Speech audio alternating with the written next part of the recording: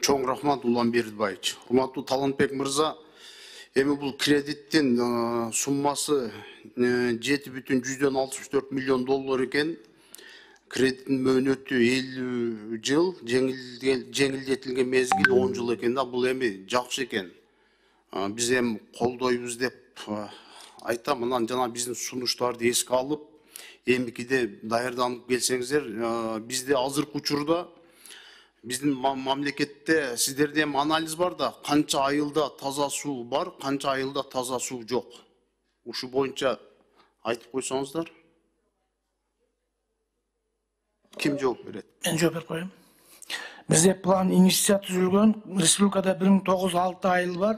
1906 айылдын ичинде бүгүнкү күндө биз аныктап чыккан боюнча 1071 айылдын таза суусу, таза биз 71 айылга реабилитация жана куруу жумуштарын жүргүзүш керек да. Булардын көпчүлүгүндө эле суу бар, бирок реабилитацияга талап кылынат да бардыгына. Ошо азыр бүгүнкү күндө ошол бар.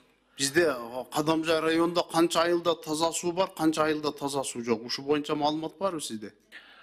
Кадамжайда өзүңүз билесиз, Дүйнөлүк банк менен дагы анан Ислам өнүктүрүү банк менен дагы 29 айыл, Дүйнөлүк банктан 14 айыл бүгүнкү күндө ишке ашырылып жатат курулуш жумуштары.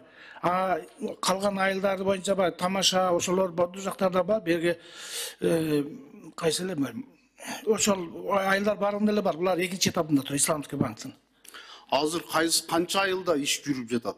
Канча айыл өкмөт? Үч коргондо айыл өкмөттөрүндө жүрүп атат, Халмиондо 13-14 айылда жүрүп атат. Симер банктан жанагы Соктун боюндагы айылдар, Соктун дарыясынын боюндагы айылдарда жүрүп атат бардыгы.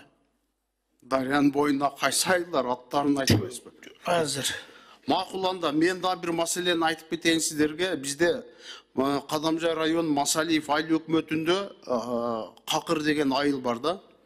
2019 жылы ушу таза суу менен камсыздоо багытында тендер жүрүп, 2019 жылы иш башталып, 2020 жылы бүткөн экен. Бул ОССО Акжол Строй Нур. Республикалык бюджеттен бүткөн. Азыркы күндө таза суу жок.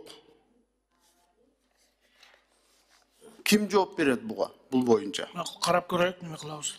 Спек Исмаевич, эмкиде ратификацияга кеткенде ушул протоколдук тапшырмаларды даярданып, анан бул ошол 100% акчасын да алган, ошол жерде ишти жүргүзүшкөн, бирок таза суу чыга элек да азыркы күнгө чейин. 2019 баштап 2020 жылы бүткөн. Канча миллион суммасын азыр так билбейм. Азыркы күнгө чейин бир тамчы да суу чыга элек да.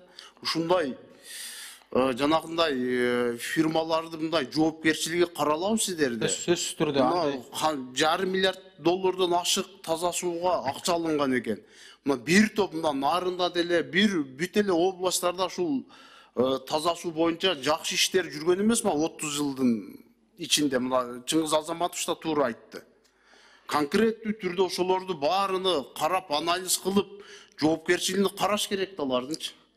Сиз айткан жогорудагы айылды сөзсүз түрдө азыр териштирип туруп, эмне себептен акчасы төлөнүп, бирок бир дагы суу чыкпаганын сизге өзүңүзгө кирип маалымат беребиз. Жалпы эле республика боюнча бүт ошол мурда баягындай алышып алып, тендерден утуп алып, бүтүрбөй калтырып кеткен айылдар көп да. Суу чыкпай калгандар бар. Ошолор баарын жазасын бериш керек да.